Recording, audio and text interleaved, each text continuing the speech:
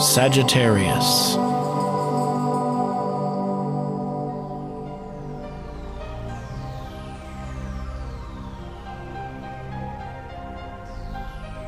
Hello Sagittarius, this is your forecast for April 2016, and the astrology this month is really having a super focused window on love and relationships. Okay, so you had that solar eclipse there in your fourth house for home, family, and so forth last month there in March.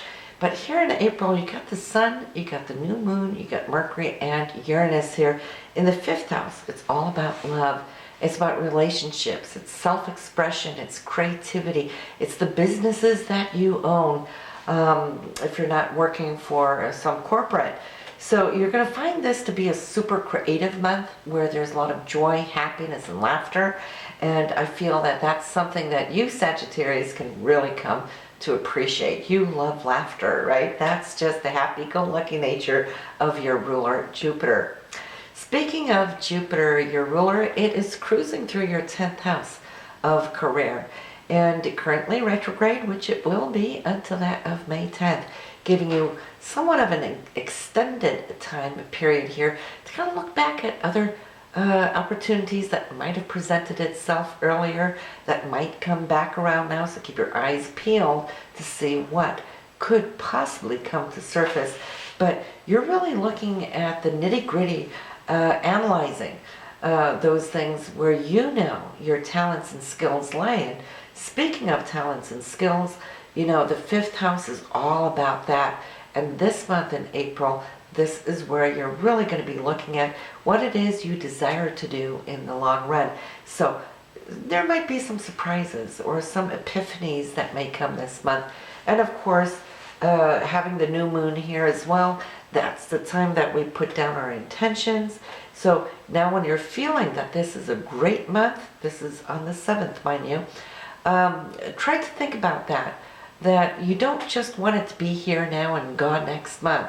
The intention should be, I want to have and implement as much fun as I have this month to the oncoming months. Okay, because you won't get a new moon here before that of next year, around approximately the same time. So it's good, and that's what intentions are great for. Venus is now currently, as it starts off the month, in the sign of Pisces, allowing us to be that much more romantic and so forth and dreamy. And it's in the fourth house of your home and family environment. Maybe you're artsying your home foundation here, making it more beautiful, more attractive, or yearning to make this more of a spiritual type sanctuary. And because Venus will do that when it's in Pisces, but you also have Neptune in the area of your home. So of course that itself brings in a very spiritual energy into the home vibe, but also way down into the foundation of your life. Now Venus will be there for the first week or so, but it's moving into that fifth house and joining the crowd with all the other planets in there.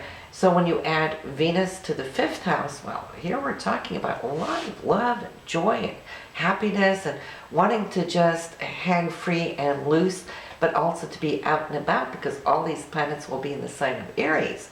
Aries is fire, right?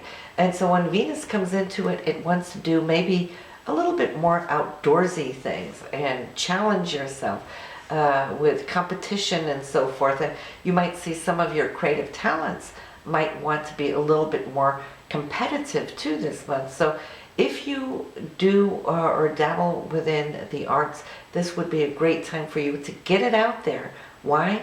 Because all this energy is with you, and it's going to be a long time before you have the energy with you like you have right now. Mars is currently cruising through your own sign, that of Sagittarius. And Mars being fire, and you are a fire sign, that's very compatible. And it's in your first house for personality. So you might just now come to see how you're expressing that much more of who you are. It's more daring. It's taking leaps and bounds of wanting to reach for those far horizons where your dreams are on, right? So it has come out of that 12th house where it's been lingering for these last couple of months, kind of working more on the subconscious dream level, but now you're a doer. You're really out there charging, breaking new ground, and Saturn's already in this area and has been for 2015. So you've already felt now, Sagittarius, how you've been grounding this new persona, should I say, and Mars is adding to it. But then Mars is going to go retrograde this month here on the 18th of April to that straight through of June 29th. So it's going to go back, dip back into that 12th house and tie up all loose ends for whatever karmic things. 12th house carrying a lot of karma, and then it will move forward again, come over your ascendants into that first house. So you're going to have this extended journey and time here in this area of personality and moving forward with what it is you desire. Think about Mars being dynamite and being the force that's going to drive you ahead. So I think you're going to love this. Mars is really compatible there with you and that energy. It's the ruler of Aries, which is a sister sign of yours. So the two of them will work good. And since all the planets are going through Aries right now and Mars is up here, it's giving a beam here to your Sun, your Mercury, Uranus there in the new moon. So you'll see that April is going to be a very empowered month as far as you. And that's why I'm saying anything of competition or being competitive in April is absolutely a golden star for you. Yes, and then we have the full moon, which will be in your 12th house this month. Last month it was all pertaining to your hopes and dreams in the 11th house. This month, here on the 22nd, it is going to illuminate the stage of your subconscious, spiritual mind, nature, so forth. Everything that's working in the subconsciousness, but also on the spiritual levels. You will find that this illumination is really bringing everything up within you to really look at what it is you long for. It's the house of Pisces. Pisces always long for perfection, for the ideal. So you might just feel a little bit extra sensitive here under this particular full moon. Next month's full moon will be totally different, as that will land in your own sign. So that will be quite empowering to you. But here we have on the beginning of the month, we have the Sun and Saturn. Sun being the essence of you. We know that that's in the 5th house. Self-expression and creativity. Saturn being in the 1st house. So these two are going to be communicating.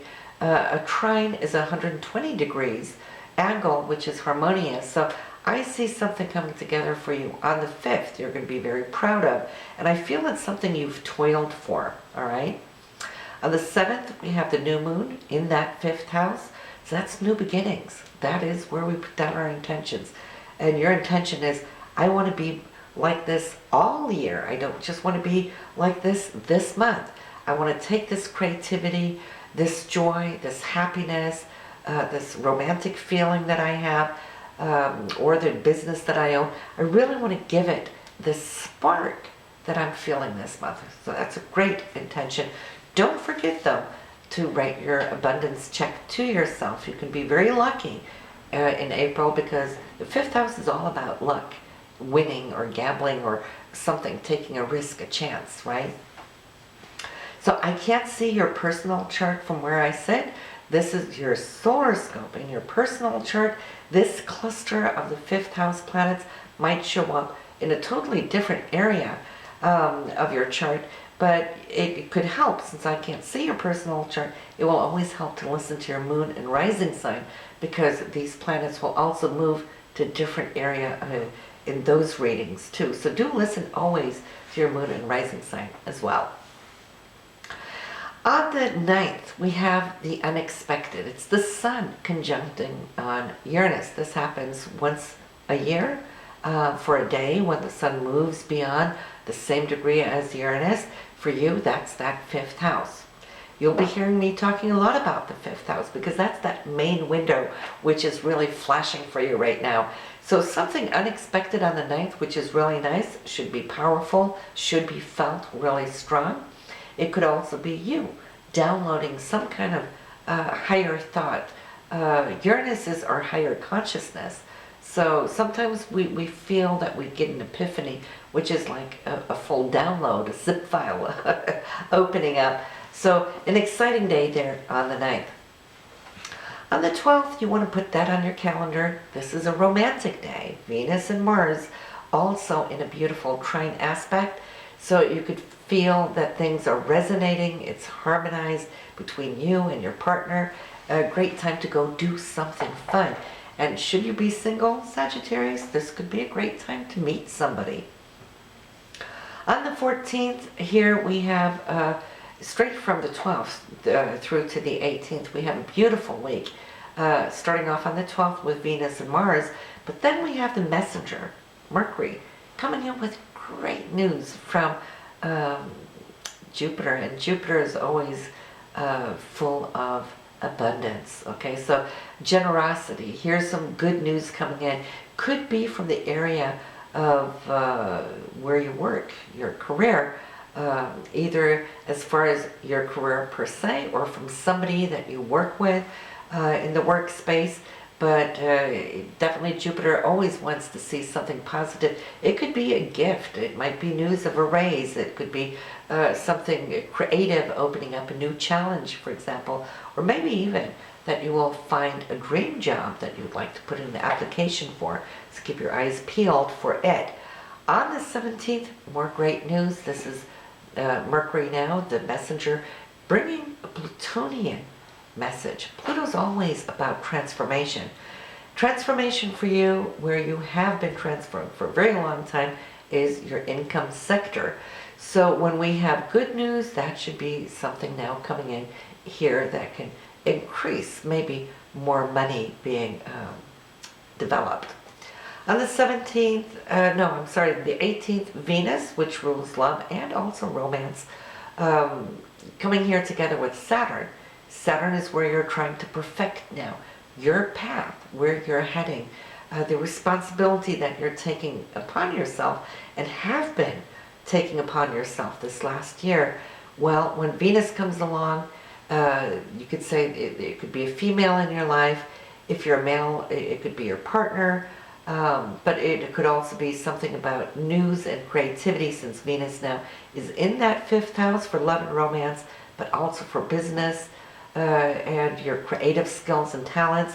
You might sign a contract or you might sell something of your own creative works, which is going to put a smile on your face there on the 18th. Now, on the 19th, however, just as you've been smiling and really happy, Venus is going to be challenged by Pluto. So money-wise.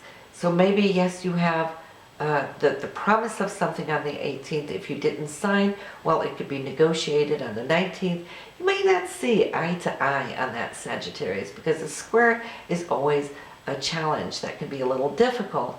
And especially where Venus is involved, money, well, Pluto rules money too. So you're just going to have to drag it out a little bit. Try to kind of lay low without getting into it. The best thing you can say is say, let me think about it a couple of days. You know, give it a little space. Because here, shortly thereafter on the 22nd, Venus is going to find the solution to it. Okay? First it had an agreement with Saturn, then it had the challenge with Pluto, but here comes the solution. It's the conjunction here from Uranus. You're going to spark an idea that might just be the key you're looking for. The 22nd is great, not just because of Venus and Uranus and the unexpected. Could be unexpected money, unexpected love, but we also have the full moon there on the 22nd, which is showing up in that 12th house of yours. So you're going to come to see that you're going to be on the center stage for what it is now, karmically, what you have built, what you deserve, you will see flash in front of you on the 22nd.